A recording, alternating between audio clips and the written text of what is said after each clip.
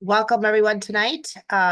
It's our last or second last Q&A forum with Indivisible, Skokie, Morton Grove, and Lincolnwood. We started this group addressing federal issues and we moved down to the local level. This is as local as you can get, the library board, and it's super important, I think. Local elections matter so much, and the citizens have the most say at the local level, I believe. I'm going to quote again Tip O'Neill. I think it was Tip O'Neill who said all politics is local. We are here at an Indivisible trying to be as unbiased as possible. Please treat the candidates with respect. The candidates did not have to appear here, and I thank them for participating. I'm hosting tonight with Judy Aronson and Scott Holgren. Judy will ask the questions in the chat, and Scott will ask questions if he likes as well. The protocol is there'll be an introduction, but approximately about 3 minutes. I'm not going to time it because there's only two candidates, and 3 minutes of a closing statement.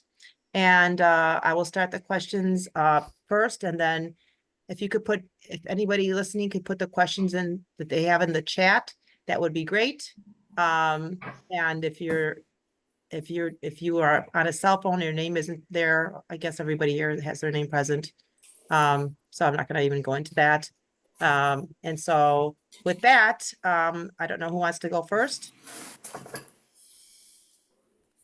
Kim, why don't you run with it? Okay.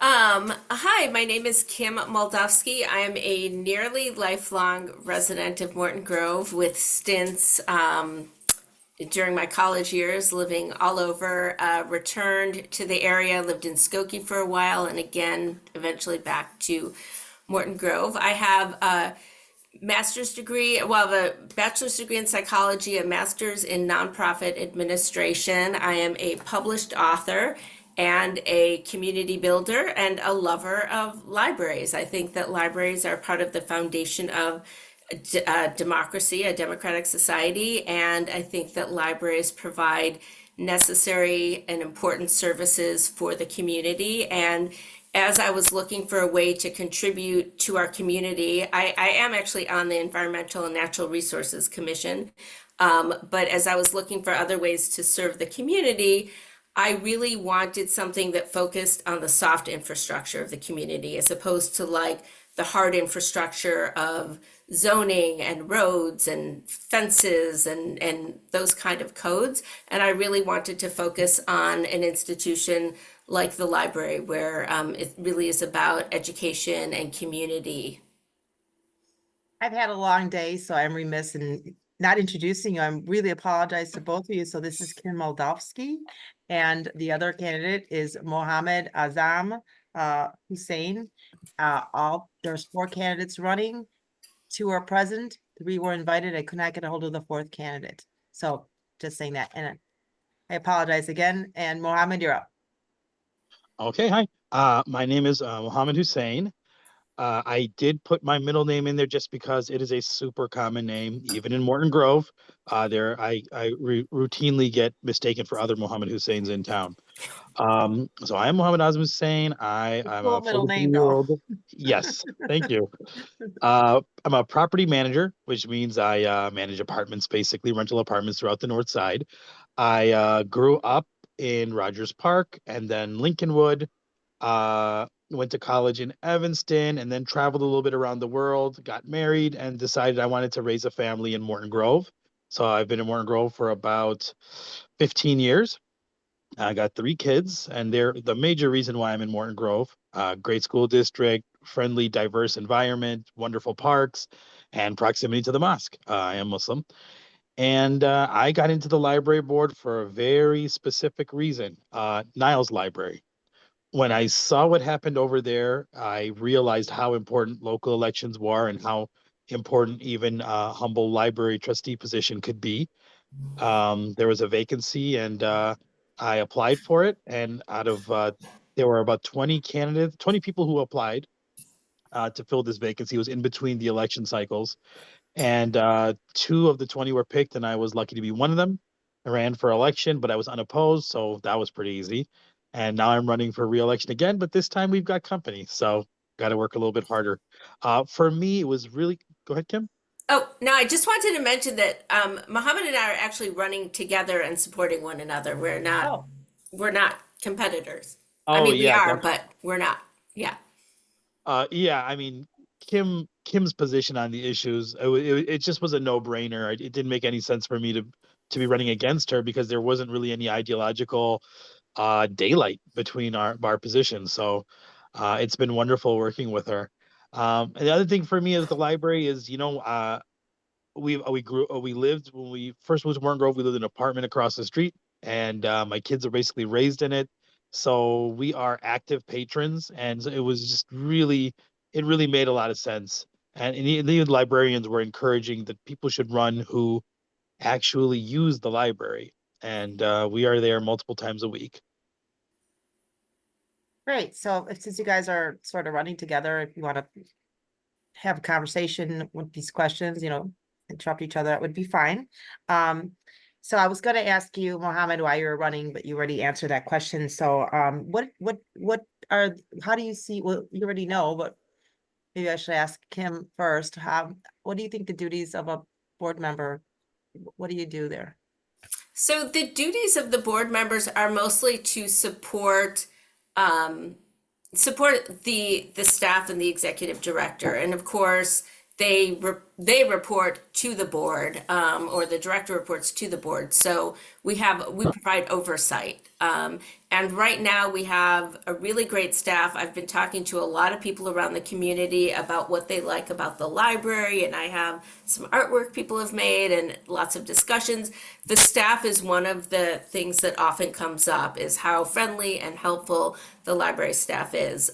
We also have a wonderful executive director, and so it's really, things seem to be running very smoothly. And when Mohammed said there isn't daylight between our positions, we want to see the library continue to function smoothly and to continue to offer the variety of programs, books, and other resources that they offer. There's no reform agenda. We really want the library to be in a strong position so that if things happen as they did in Niles or Lincolnwood, that our library is in a position to be defended, that we can be part of defending it. And Mohammed, because he's a board member, he can tell you there was one fairly recent book challenge, and he can tell you how that played out. But it's really supporting the library and of course being fiscally responsible. Do Which you want to add anything to that, Mohammed?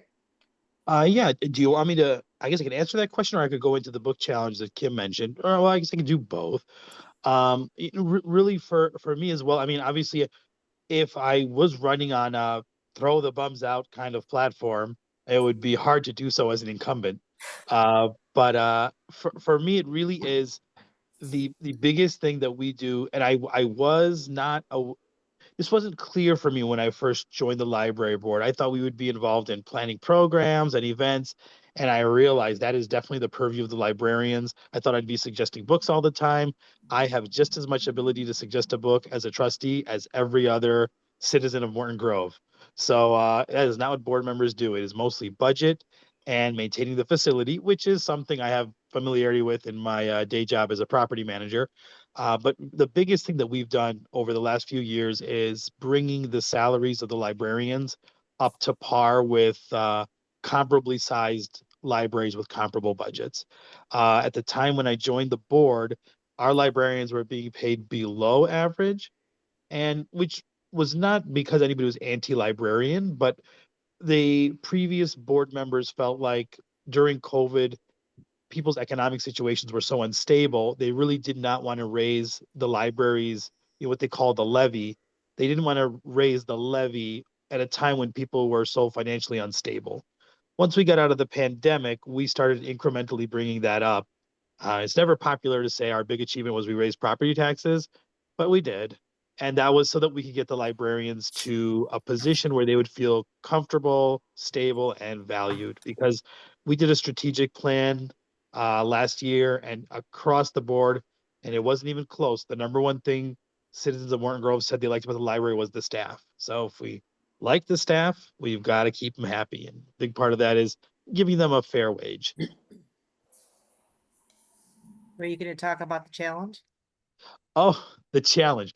So there was a formal challenge to a graphic novel called Genderqueer. This is a book that's been challenged in a lot of libraries. It was brought forward by a group of 3 citizens, one of whom was a former board member. The librarians did, there's a procedure where the executive director and the appropriate department heads and 1 or 2 librarians meet together. They go over the material in question, they have a discussion about it, and they bring their results to the board. So they deliberated quite a bit over it, and then they presented to the board. In their opinion, it did not merit removal. They did acknowledge that there was material. Genderqueer, just if you're not familiar with the book, it's a graphic novel. So there's, if you're not familiar with graphic novels, they're like comic books, but times 100. They're much deeper, and much longer than the average comic book. But there is a lot of visual depiction of materials, and that was what the librarians felt like. Well, there might be a leg to stand on there. That some of the illustrations were explicit, but also genderqueer is not put in the children's section. It was in the teen section.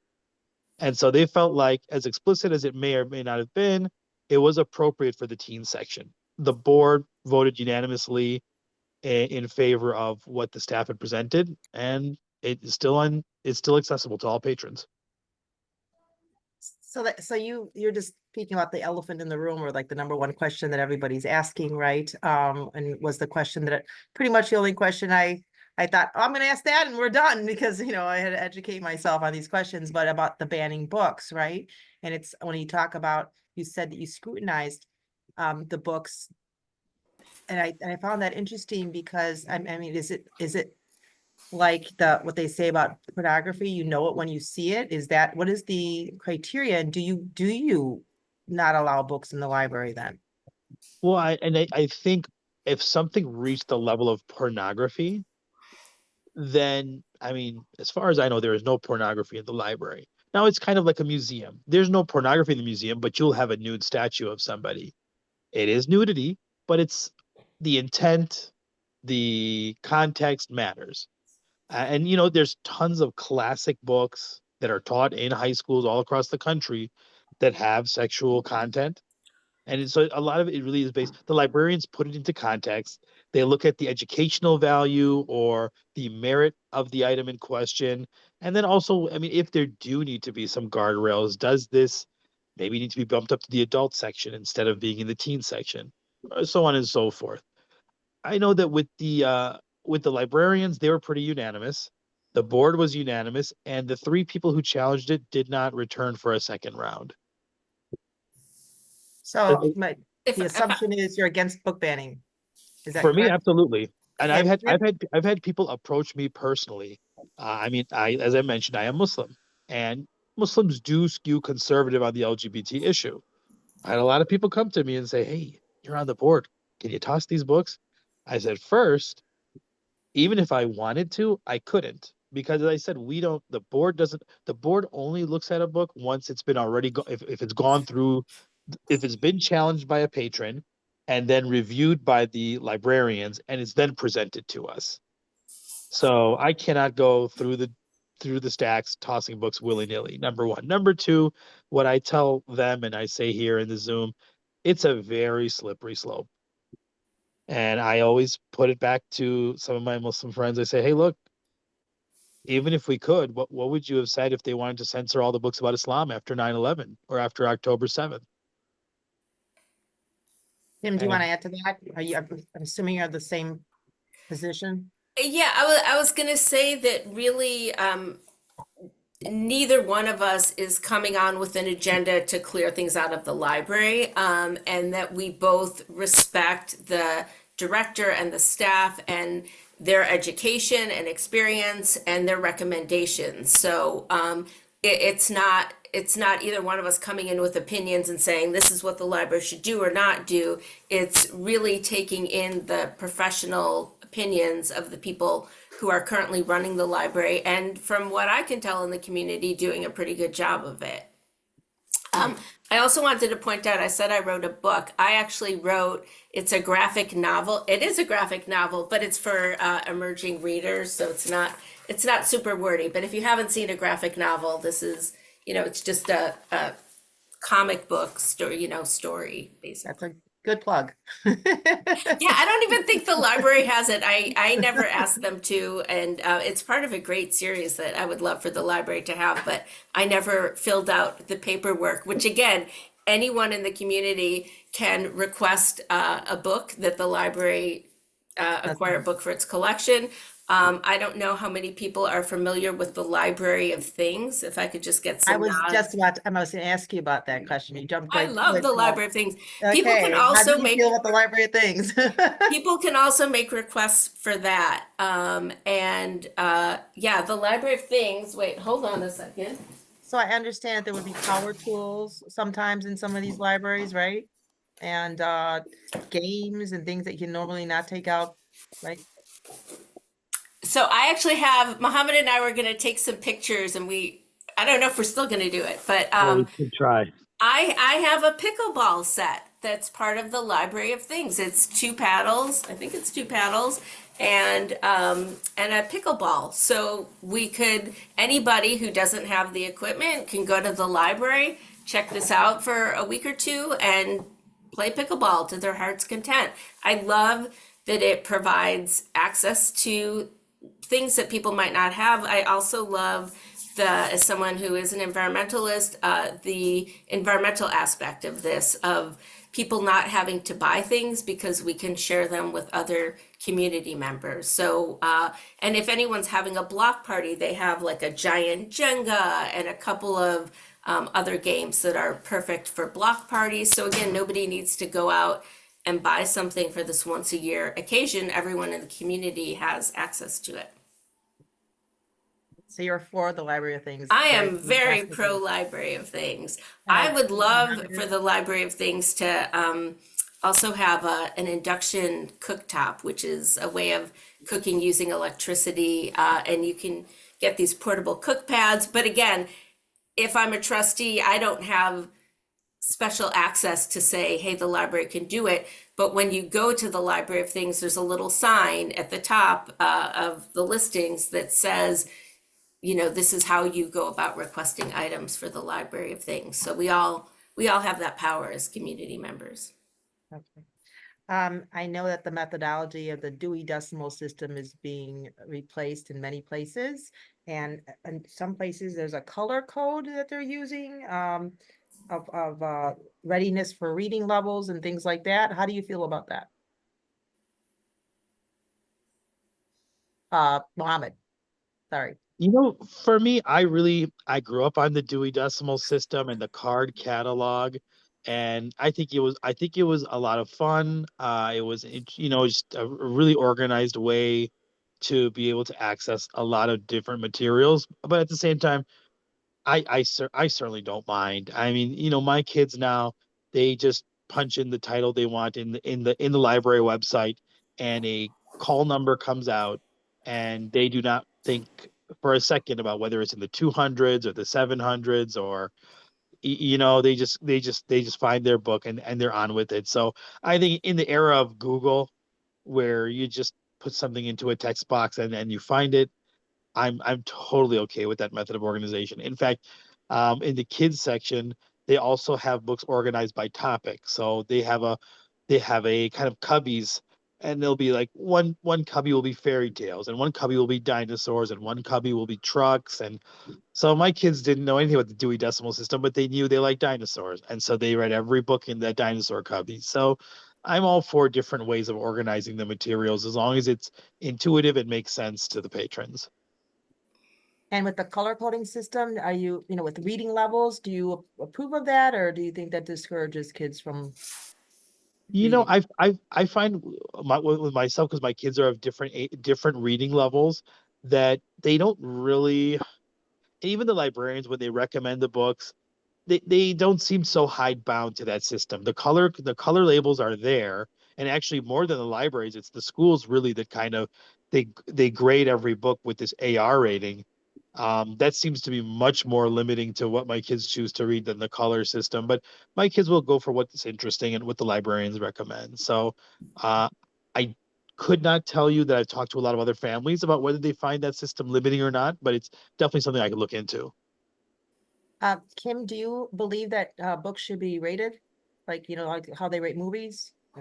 G, Oh, R? so you're not just talking about color coding, you're Well, talking now about, I switched the question. I'm okay. switching it Oh up. yeah, because I thought we were talking You about guys reading said you were difficulty so levels. similar. It's kind of, but go Oh, ahead.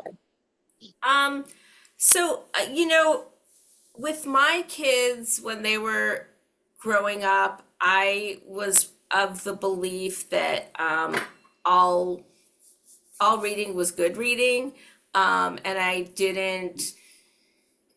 didn't care if it was, comic books or nonfiction or fiction, as long as they were reading and they were avid readers. That was the most important thing in my family. And I hadn't thought about that. I mean, I think when you have young kids, I would think that most parents are previewing what, like they're the ones taking out the books for young kids, so they can preview that. As far as So feel older free to talk kids, about the color coding if you'd like to. Do you agree with how do you feel about that? um, I have no special place in my heart that makes me hold on to Dewey Decimal, but I feel like that's something that would come from the staff and that would come from the staff and the director, that they would have a well thought out rationale for wanting to do that. Yeah, as far as parental warnings, I will admit we did have a book ban in my house, and that was Captain Underpants when my boys were really little, because that just led to too much potty talk. I don't know if anyone's familiar with the Captain Underpants. I am. I love them. That was like they were young, and that just, yeah, it was way too much scatological humor. But yeah, other than that, they were free to read things, and there was a point where I think in third grade, a teacher cautioned me that my son should be reading more nonfiction, and he always had a book in his hand. So my thought was, if he always has a book in his hand and he's devouring books, that is what is important at this point of life. I don't need to start preparing him for the SATs in, third grade. Sure. So, yeah. Mohammed, how do you feel about rating books? I actually would not mind the ratings, but as long as they're not binding. I think for me, I check the ratings all the time when we watch a movie together, because I have my kids a range between 13, 11, and 9. And that 4 years makes a pretty big difference as far as like what my 13-year-old can digest as far as violence, as far as romance, as far as things like that. She's much more mature than my 9-year-old. So I actually don't mind the warning. I just think ultimately, really, it's up to the parents have to figure it out. I'm just not really for the library telling people, this is what's good for your kid, this is what's not good for your kids, versus the parents making that call. So because even for me, what I might say is appropriate for a 13-year-old or for a 17-year-old might differ wildly from the average family in Morton Grove. So who kind of makes that decision about what's appropriate for what age level? Again, it's one of those things where I feel like that's really got to be individual family, individual patrons making that decision based on what they know about their kids. It's kind of like, I do police what my kids watch on YouTube and websites they go to. Uh, people should know what their kids are reading. So, but I think the responsibility there lies on the parents, not in the library. Okay. What issues do you see the library facing in the near future, especially with the present climate right now? Kim, Mohammed. you want to go? Oh, Oh, I'll go no, first. go ahead. Go ahead. If Kim wants to go first. I Oh, mean, it's okay. I think it's likely that there will be more content challenges in the future. I think that it's also likely that people will be relying on the library for in a greater way in the future. We're looking at a significant amount of unemployment, and we're looking at a significant amount of, as it stands now, things do seem to be changing on a near daily basis. What's cut, what's been funded again. But it looks like a lot of money is being cut that goes to food banks and school food programs. And so a challenge could be having kids at the library who have not been fed because they didn't get the summer supplement meals that they might have otherwise gotten.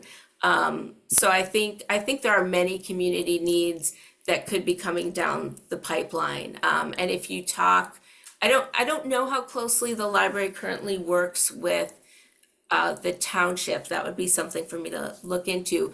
But the township is basically the safety net, or one of the safety nets for the area. And I know that the township is trying to be proactive in meeting anticipated needs. So I think some of those social needs will trickle down to the library. I also want to add that in an age of growing climate emergencies I think they said Illinois had the most tornadoes we've had, or the second most tornadoes we've ever had.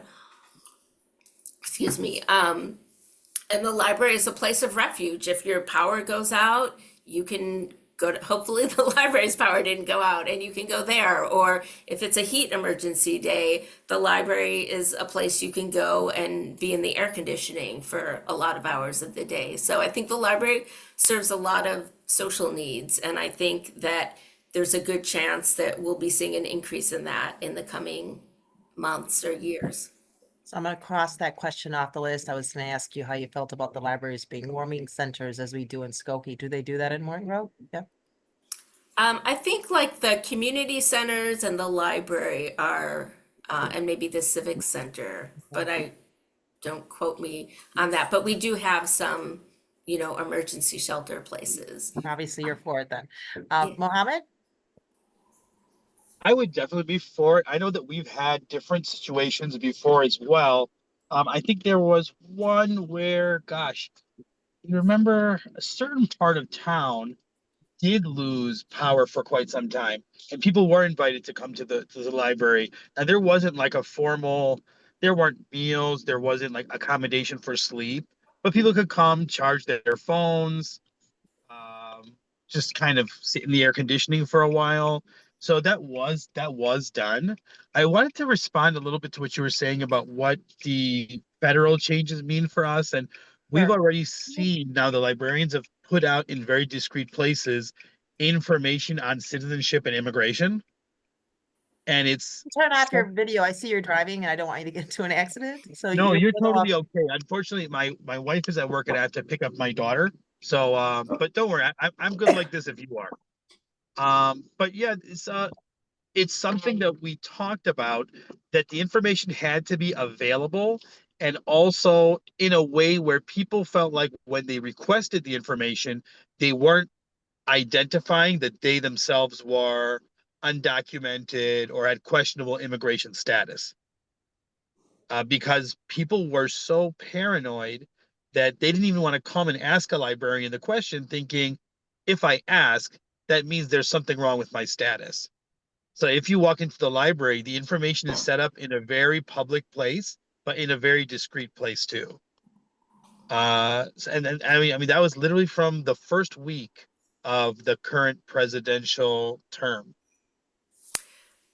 Could I add another thing? Mohammed and I have talked a lot about the library being more than books, and I know we've already talked about the library of things. I want to mention that yesterday I had to go get my emissions tested, and they told me I needed a new sticker on my license plate. And there was a line of about 10 people coming out the door of the small facility they have at the emissions testing place for people to get their stickers. And I started waiting in line, and then I had this thought, like, wait, I think I can do this at the library. And I Googled, sure enough, I could, and I went in today. We almost did it online at home, but I decided to go to the library. There was no line. It took maybe 5 minutes. I don't even think it was that. And I actually left with the sticker, whereas if I had done it at home, we'd be depending on the sticker to come in the mail. And so super easy, breezy, paid my fees. The library has a small charge, but I think we would have had a small convenience fee if we went and did it at home online anyway. So that was an amazing experience. And I feel like Everybody should be going to the library to renew their license plate stickers. There are so many other things. We now offer passport services at the Morton Grove Library. So there's just so much that happens at the library. So, part of your job is to approve the budget for the library, correct? What percentage of the budget do you think should be allocated towards the children and what towards the adults and what also towards hard books as opposed to digital media? Do you want to take that one first, Mohammed? Unfortunately, I am not that well versed in what percentage of our budget goes to which section. Um, Well, what do you think would be optimal? I think, I'm a huge fan of curling up with a book, and there is something to the tactile experience. At the same time, as you guys can see, I have to multitask, and a lot of times an audiobook is just so convenient when you're mowing the lawn or doing the dishes or when you're a kiddie Uber. And digital does allow the library to overcome one of its biggest challenges, which is square footage. We have a fairly small library, and so that limits how many books we can keep on the stacks. And if you notice, the outgoing book flow is constant to make room for new books. And it's a tough call. A lot of good books go into the book sale to leave the library just because we don't have the physical space. And so having a lot of books available digitally as an ebook or an audiobook, it allows us to completely circumvent that physical challenge. I think you have to strike a balance. And, even if you look at the square footage of our library, you've got one floor for the kids and one floor for the adults. So, it seems like we're kind of splitting things 50-50.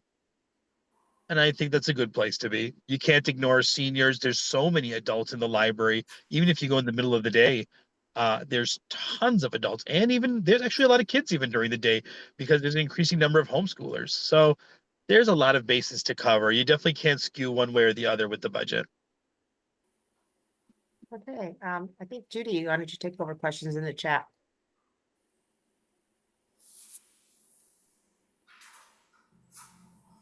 I have to unmute myself first. Um, I have one question that kind of goes along with the government influence first, and that is does the library have any issues with all of the DEI mandates, and will that cause any funding issues or things like that?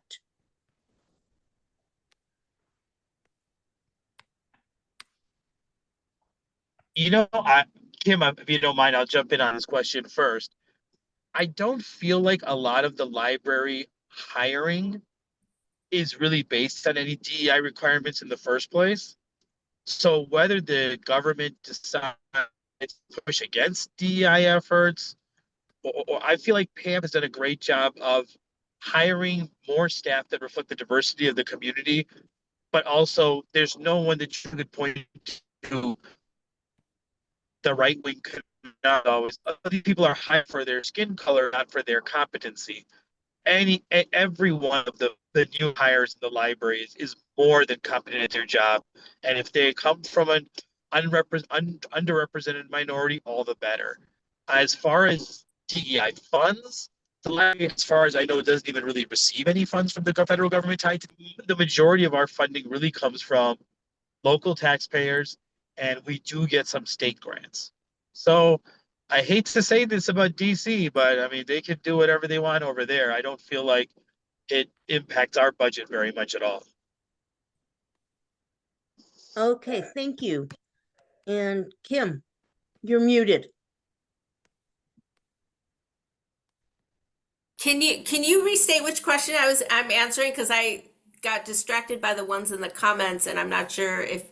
Okay, I'll read you the ones in the comments, so Okay. don't worry about that. Okay, I'll close my comments. Okay. All right.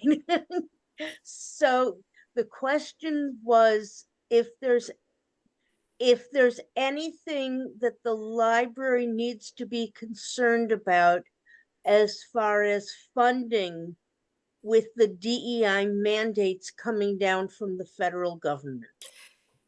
Yeah, as My understanding is pretty much what Mohammed stated, that we're not getting federal funding, and I think we have such an incredibly diverse community, that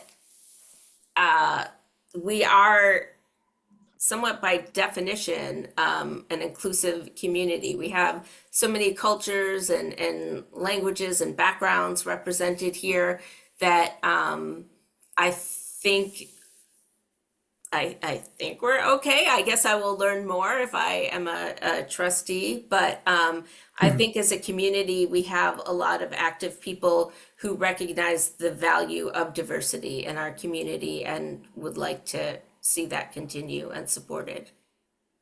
Okay, thank And you. I will say, like, one way we see that is the library always has great, whatever the, with multiple various awareness months, right when you walk in, there's usually a display on the east side, and sometimes on the west side, there is a display of appropriate books, and I feel like the staff does a good job of calling attention to those things.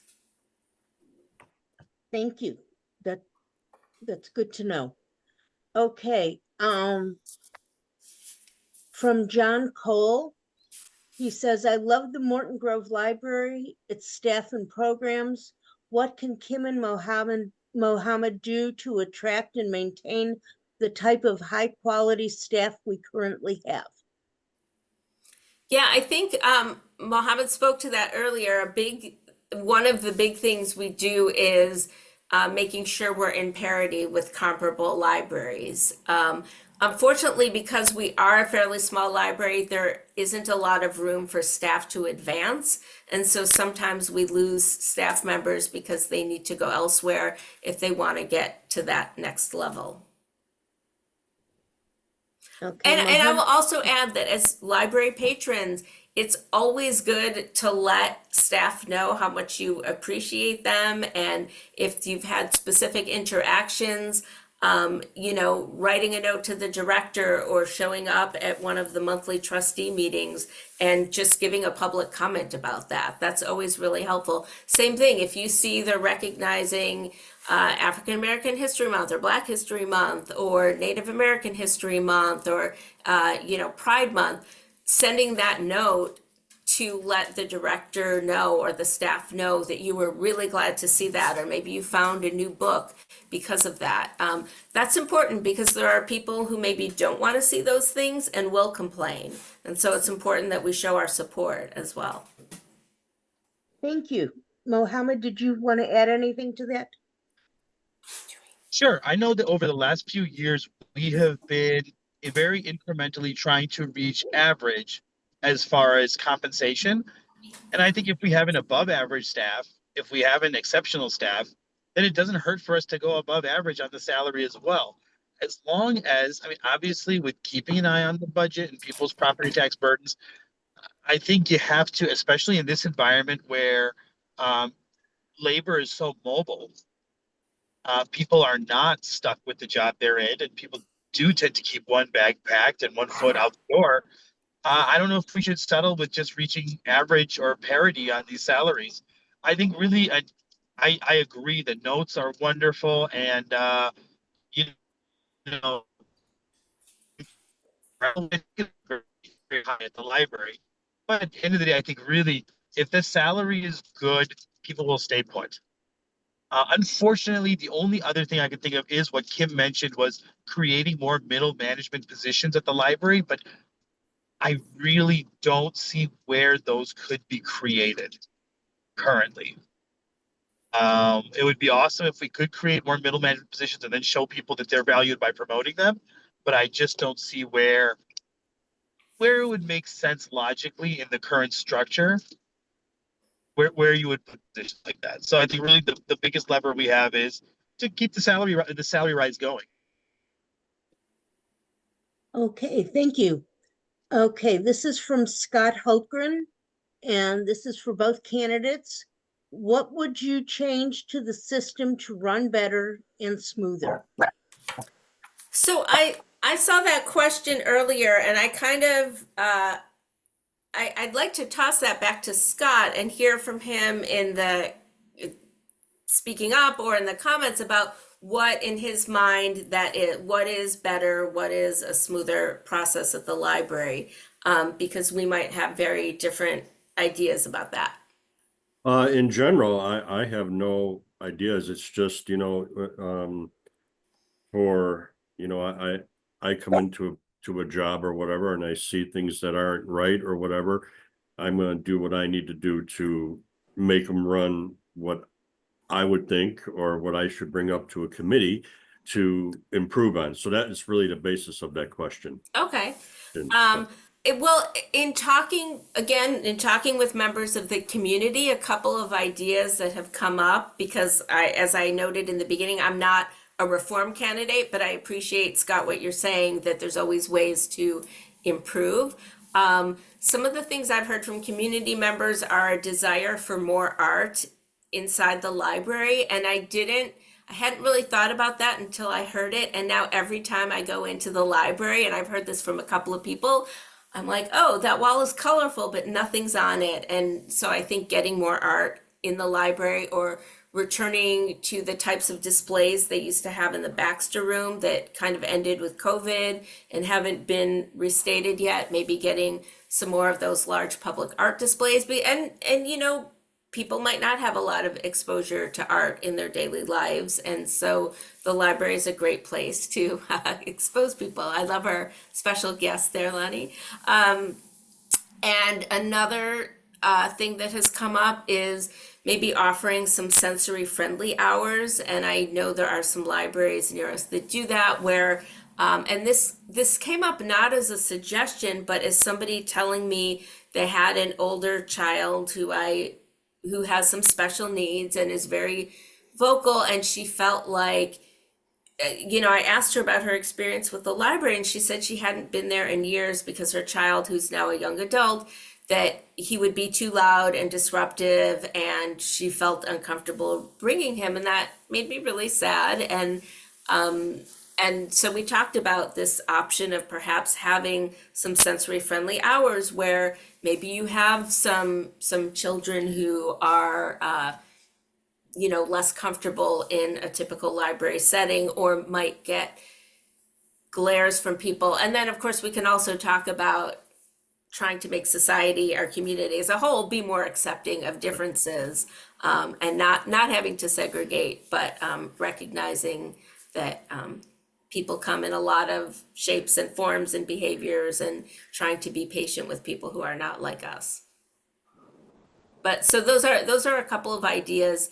I imagine as a trustee, as I learn more about some of the back end things at the library, I might have ideas. And I want to hear Mohammed's answer, but then I also want to get back to I want to say something about digital materials after Mohammed gives his answer.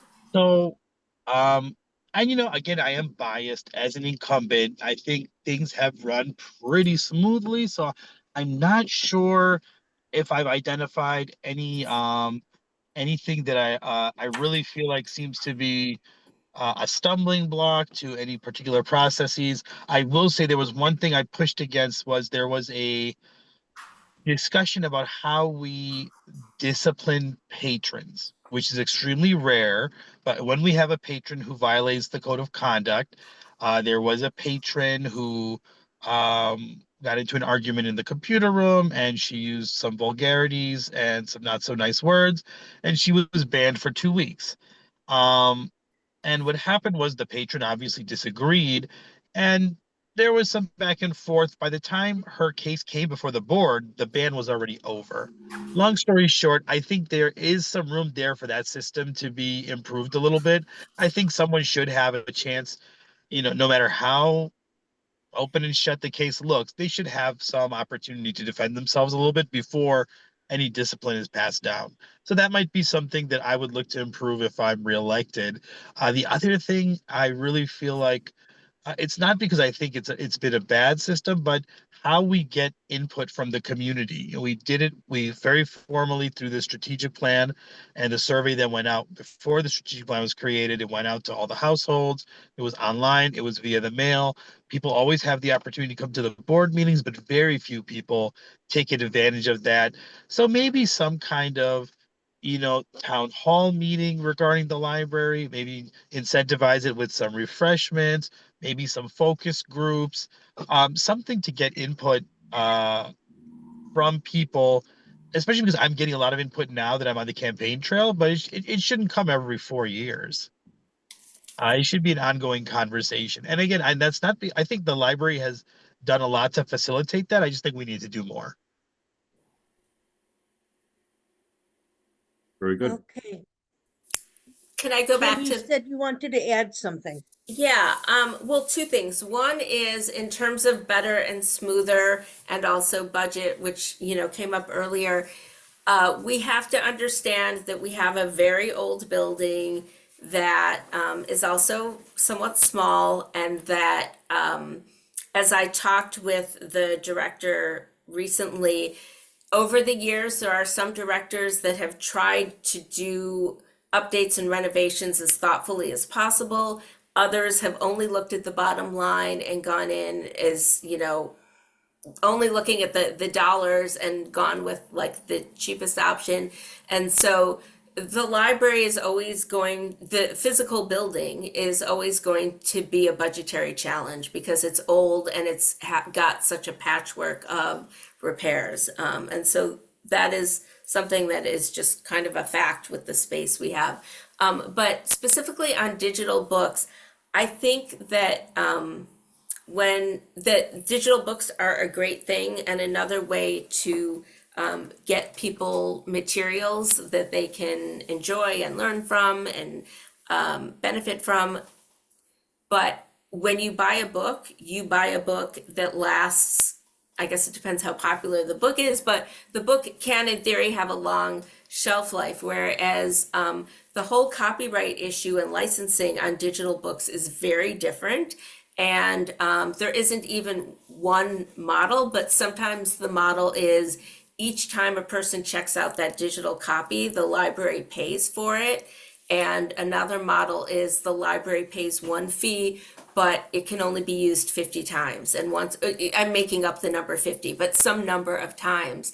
And once that number is reached, the library doesn't own it. It's no longer available once that license has been reached. And so even though everything seems free at the library, we do have to remember our taxes are paying for it, and that their digital materials can be very costly depending on the licensing and given the fact that the library doesn't actually own anything.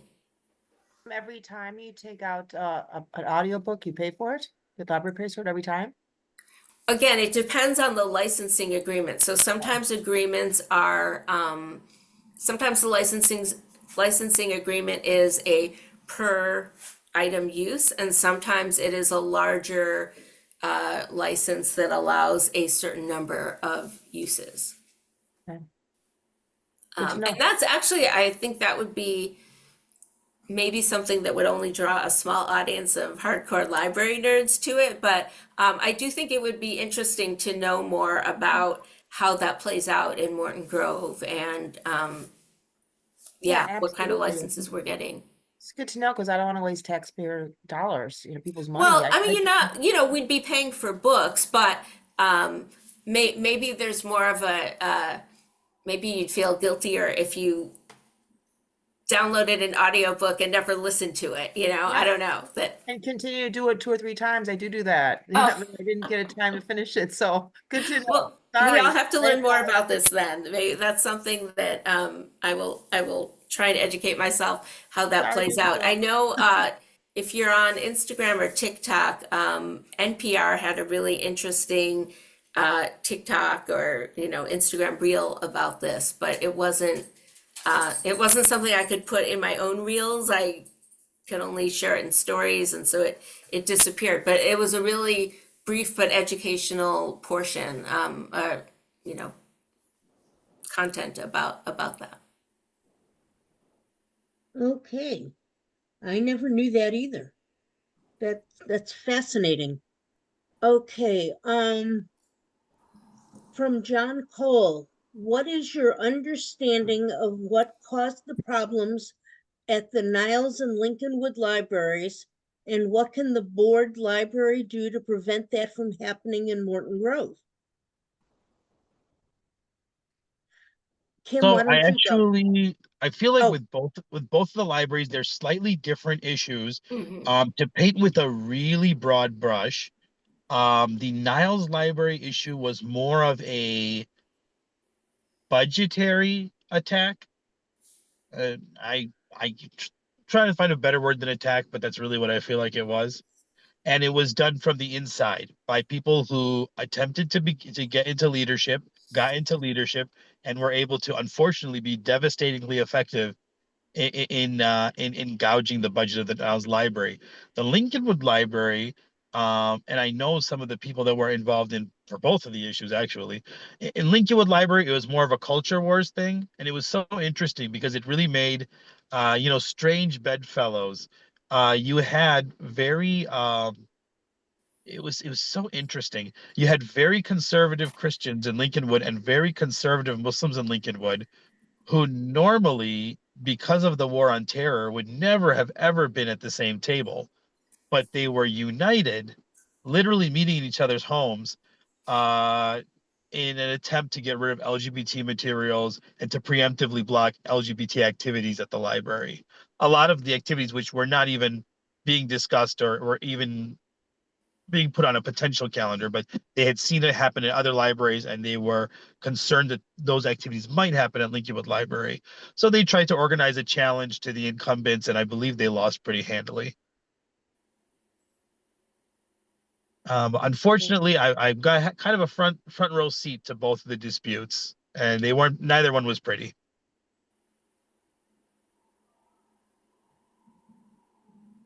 and the end result of both was what? Well, the Lincolnwood one, the challengers to the incumbent trustees who are running basically on a platform of anti-LGBT materials, anti-LGBT programs, they were defeated. So nothing happened there. With Niles, unfortunately, they're still building back. As part of the budget cuts from the budget hawk board, as I call them, they lost a lot of staff and they did never replace them. So they're still trying to build up their staff numbers.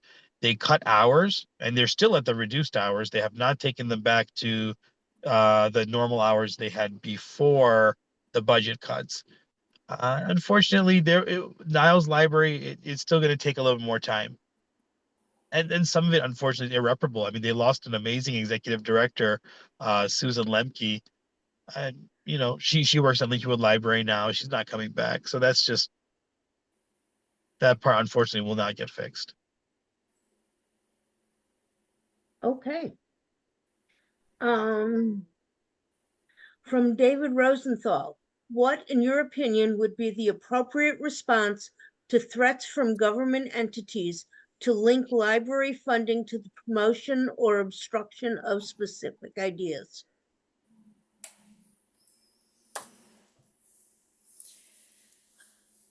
I feel like we might have touched on this earlier with the talk about it doesn't appear that our library gets federal grants. So Yeah, I hopefully, put that in there before you address that question. okay. I know it feels a little dated, so I apologize for the redundancy. No, that's okay. So, David, you're satisfied we can move on?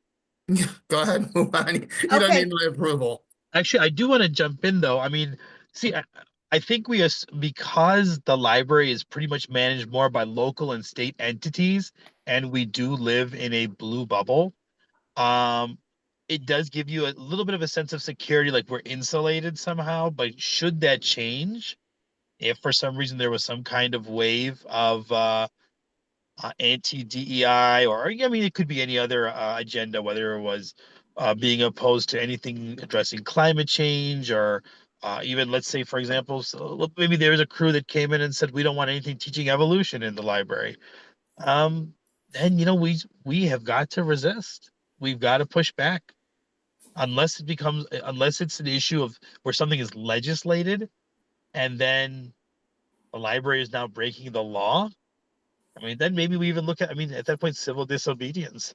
I feel like I'm being a little bit melodramatic, but to quote our current president, we have to fight, fight, fight. So I'll follow in Mohammed's dramatic vein and say that I certainly hope it doesn't come down to this, but if I was ever going to get like a rock thrown through my window because of my views, I would want it to be because I was defending the library as opposed to the height of someone's fence, Okay, we have 3 questions left and we're running close on Yeah. on time. So I'm going to go to one from someone who hasn't asked a question. So I'm going to skip 2 of them, and then if we have time, we can go back. This is from Chris, and the question is, I'm concerned about active adult programming. So much of what you offer is for families and kids. Several adults gave plenty of ideas at a recent listening session, but never heard any more. Chris, can I ask when the listening session was? I think it was one day in January. There was also one last year. I never heard anything from that. Curiously, I went and looked over the minutes this year. I didn't see anything about it. We came up with a lot of the topics that you addressed tonight. Several years ago, about 5, 6 years ago, there was a big push with libraries to be more progressive in the programming for adults, to be more hands-on, getting away from passive. And I'm concerned because there's more older people that are coming to the neighborhood. I'm a relative newcomer. I come with plenty of ideas, and I would like to see change. But there seems to be an idea of, if we've got passive engagement, movies, nitwits, nitbrains, whatever these things are, where the traditional senior activities, you've met your goal. Recently, there was a cheer yoga that was twice a month. It was so popular, people applauded at the end of the class. There's only one session now, and we were told it's because of funds. I don't see, is this happening with families and kids? We came up with tons of ideas that didn't cost anything. I would have liked to have seen, at the very least, that report submitted to the minutes. And people say, gee, this is odd, or one of the things we said, how about a senior advisory panel? We had plenty of stuff that didn't cost anything. I didn't see any mention of it. I've never seen a flyer up, sign up today for the senior advisory panel. So I guess from my standpoint, why bother if we're not going to be heard? Sure. Nobody likes to speak out or stick their neck out and then feel ignored. I don't know if you have notes on that. I would love to see what you all came up with and bring that back to the board and to the director to discuss. I also want to mention that this Saturday from 3 to 4, some friends in town are hosting a meet and greet for us. It's going to be at Cappadocia Restaurant across from Gulf Middle School on Waukegan. And if you're able to come on Saturday, we can talk at length about this. I would love to hear your ideas as someone who is in like the young senior, but young old, I call myself. I'd love to hear your thoughts on that. And that is something that's, on my radar. Could I add just one more thing? I think that the person that held the meeting, the staff person, and yes, you do have a very good staff, but I think they should be held accountable. And to give you an explanation, when I read over the minutes that's handed out to all the board members, they're very pedantic in terms of this is what they did as a task. But when I read those, I don't see what the results of why you did it. In other words, it's a poorly put together resume. It doesn't show any of your action points. So reading it, I wonder, why did you did it? For example, it was a comment on you had an activity for, I think it was young people to study for finals. And the comment was they all enjoyed it. Was there a survey? No, there was no survey. There was no number that showed me they all enjoyed it. So there was a claim being made, but it was not substantiated. That bothered me when I read pages of it. And there were also pages of books that were being from other libraries. What are these numbers for? Show me the top 3 to 5. It doesn't have anything to do with anything. So in that respect, I think it was wasting people's time. It was just fodder. But that's just my thought. No, I agree with you, and I really apologize. You're absolutely right. A report that it happened without the suggestions, then what was the point of having the panel? I put my phone number and my email address there. I would love to get a list of the programs you guys came up with, because I agree. You know, another hat I wear, I'm on the board of the local mosque, and it is very easy to fall into the trap of, oh, okay, everybody on the board is a parent with children, so you're just looking at the programs for people with children. There's tons of adults that don't have kids. Do they mean nothing to the mosque? By analogy, same for the library. So if there are programs that you would like to have happen, I would love to help you push for those. Wonderful. And I've seen more active senior stuff at other libraries that's well attended. So there's no reason we should do it. I'm sure even for something like chair yoga, I'm sure we could find someone who would volunteer the time. If the issue is budgetary, I'm sure some place in town would volunteer. Well, one thing we were told is, and I don't know who he was a young man that held it. So he took notes, so he's got the paperwork somewhere. I don't know his name, and I'd never seen him before. But one thing, he would make comments out, there's no space. And we countered with, could we have something off, not off campus, off the library grounds? And he was stunned. No, that could never happen. And yet there is a kid's storybook one scheduled at a McDonald's. So I think you need to know what you're talking about if you're going to host a meeting like that. I agree. And I know for a fact that I've gone to programs with my children that were co-sponsored by the library and the forest preserves. Okay. Right. So that was off-site. Yep. I'm putting it on my to-do list as well. So if you could you have my contact info there. I'd love to follow up with you after this, no matter what happens with the election. Okay. You got a deal. And then Mohammed will loop me in. Oh yeah, I mean, of course. I mean, if Kim gets through, then you just forget me and just send it all to Kim. Okay. Actually, there's only one other question. The same question is there twice in a row. And, oh, I see. Once it was a direct question and once it was a direct message and once it was to everyone. Got it. So it's from John Cole, and it says, I know some libraries offer information about local elections, even candidate forums like this, but I don't think Morton Grove Library has ever done this. Would this be a decision made by the board or the staff to make? I know a lot of people who would like this information, and it's hard to get many times. And I know John knows that's something that was high on my personal list as well. So as a new resident of Morton Grove. So Kim and Mohammed, it's open to both of you.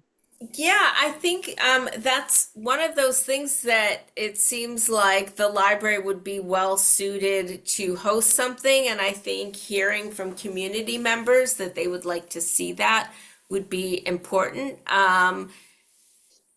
Because, right, I know I've heard you talk about that, Judy, as a new resident.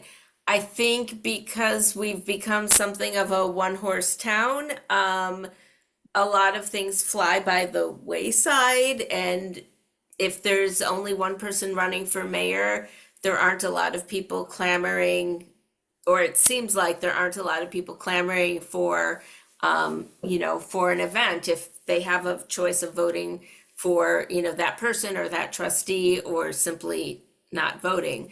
So I think that's, yeah, I think even if that is the case, I saw this pointed out in some online discussion that I've come across.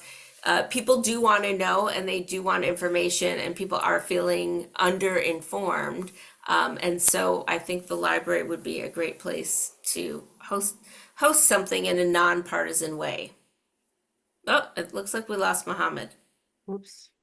So I was gonna jump in there because I try to do this live. Judy and I try to do this live at Yeah. Scott, I should mention him, in Skokie, and because we're considered partisan, they would not allow us to do a forum there. And then we came up with the virtual thing. And I think that's really worked out really well because people don't have the time to go out to see forums all the time. And in this Yeah. case, we're gonna be posting them on, we have been posting them on YouTube, on Indivisible, on Facebook, and we're getting a webpage next week. So we'll be posting them there for people who are not on Facebook. And I think it just changes everything about local elections. And this is really caught on. I'm really kind of surprised. It was kind of like an ADHD, like, hey, we're done with federal, let's do local, right? And we really strived hard to be unbiased. We've had people from both sides of the aisle, and we want this organization, we're proud of what we're doing, and this organization to be unbiased, and we monitor for anybody being harassed or attacked. So hopefully Morton Grove will have us on.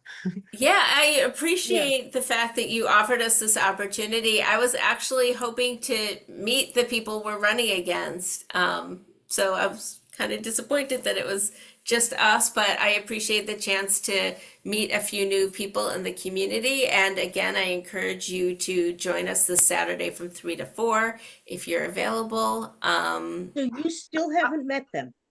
I will, oh, sorry to interrupt you, Judy. I will post the meet and greet on Yeah. Indivisible. Great, thank you. Yeah, that would So be. Kim, you still haven't met these people? I have not talked with them. I know their names, and I have seen one of them at a board meeting, but we didn't talk. So, but there's, Yeah. we are a town of like 25,000-ish people, and so I don't know who's hanging out where or with whom. So Yeah, and I'm hesitant to talk about anybody who's not on here. Exactly. They might Yeah. have good Yeah. reasons, and I don't I want to be just biased find it- again. Well, and I think it speaks to the fact that we don't have a lot of sources saying, hey, let's have a forum. I mean, there have been a few with the high school candidates, which is also a contested election, but when you don't have contested elections, I mean, our last municipal election, there were something like 1,200 people who voted. And it will be interesting to see what the voter turnout looks like for this election. I hope people will want to come out. I hope people will want to help elect Morton Grove's first woman mayor. That's exciting. And I hope they'll want to vote for me and Mohammed as well. Thanks. Okay, I did advertise this on Patch in Morton Grove, by the way. I don't know if you had a chance to see it, but it was advertised in Morton Grove. Okay. That was, the best I could do, and Okay. I don't know if I'll be able to make it Saturday or not. My Saturday is already pretty over the top, but So we have announced, no, we have closing arguments at this point. yes, we have closing arguments, but I do Or have. not arguments, I'm sorry. I think we have Sure. closing There you go again, affirmations. being a lawyer. Closing statements. I do have to exit. I have to go get my daughter now.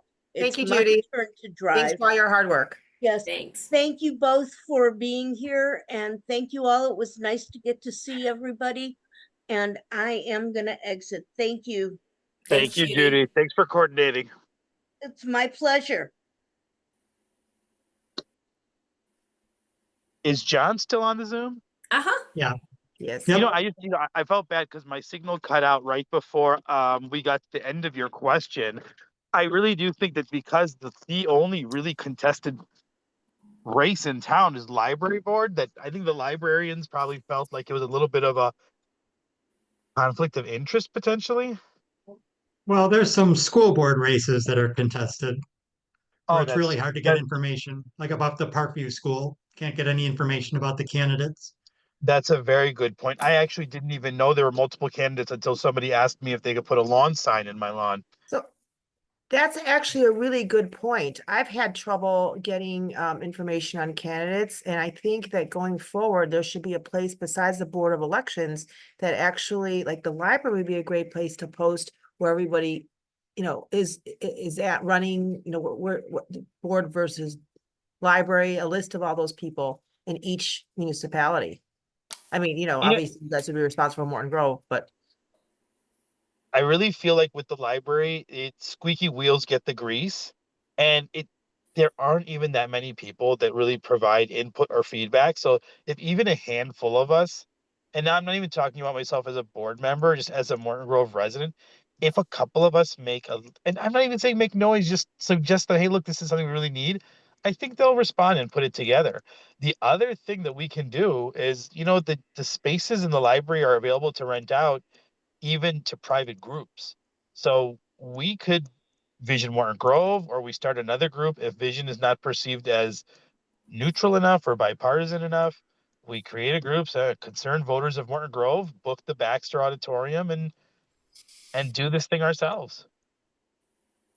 wonderful. It doesn't necessarily Okay. have to be organized by the librarians, although it would be nice if it was. Yeah. Would Pam be the one to bring that up to, just the idea of having information? I think Pam would be a great person to start with. It's a small library. You don't really have to work your way up the chain and, Yeah. go to this person and that person. I would just talk straight to Pam. Unfortunately, I mean, actually, I mean, there is still some time even between now and the next before April 1st, at least to get library and school board people in there. I think from what I'm understanding now, the Parkview race, I think those guys are interested in getting their messages out. Well, if you want to reach out to them and they want to come on Indivisible, I'd be more than happy to host it. Okay, have you guys made any contacts with them at all yet, or have they reached out to you? I have no information on those candidates except maybe what John has provided me. Did you provide it to me, John? Yeah, we sent, Vision Morton Grove sent to all 5 candidates, and we only heard back from one. Yeah, that's And we problem. made multiple attempts to try to get information from them. Okay. That's Anyway, disappointing. Well, we'll discuss that, I guess, later. yeah, with You two people. thanks. Let's do closing statements then, if possible. 'Cause it's getting late. I would say the closing is that, and Mohammed, I'm going to speak for you, but you can chime in. That we've talked about our campaign being built around ABC, that ensuring access to books and the other great resources that the library offers for the benefit of our community. And Scott, we do want things to be better and smoother where we see, places that can be improved or we see additions. But we think the library is doing a good job and we want to see it stay as good or get better and be able to counter any roadblocks that might be coming at it. And do you want to say any final things, Mohammed? I just want, I echo everything Kim said. On a as I said before, on a more melodramatic level, I really do feel like we're at a point in time in our country's history where people with a conscience, it's really an all hands on deck situation. On a micro level, I'm much more concerned about the person who said that she felt like her points were not acted on at that listening session. So for me now, more than even the election, I'm a little bit preoccupied with now. I want to find out what the suggestions were and why they weren't acted upon, because I think that's a big problem. Everybody understands that seniors are a big part of this town, and if they're not feeling heard, then the board has to do something about it. Thank you. So on that note, we have just a minute or two of what's coming up, and I asked Scott to let us know. And now you're going to be in the know. So on Fridays and every Friday, we have what we call our happy unhappy hour, which is from 7:30 to 9 p.m. And that's basically a discussion where we can vent all of our national concerns and issues to each other and be a soundboard and perhaps even ideas. It's intense. So bring it, it could be. Bring yourself a beverage and make yourself comfy in your living room or what have you. And we hope to join us. This Sunday, March 16th, from 4 p.m. to 6 p.m., we're having our ISML pizza party. This will be at the Sketchbook in Skokie. The pizza is free. The beverages are a cash bar. And we hope to see you there and get to see and meet, everybody here and in person, face to face. We are also having a potential Q&A next Wednesday, 3/19. It's a time to be determined, and this would be for a District 1 trustee. Time again to be determined, and further info should be on ISML Facebook page. We are also really excited to, I think Alonka kind of mentioned already, we're very excited to have our webpage launch coming out next week.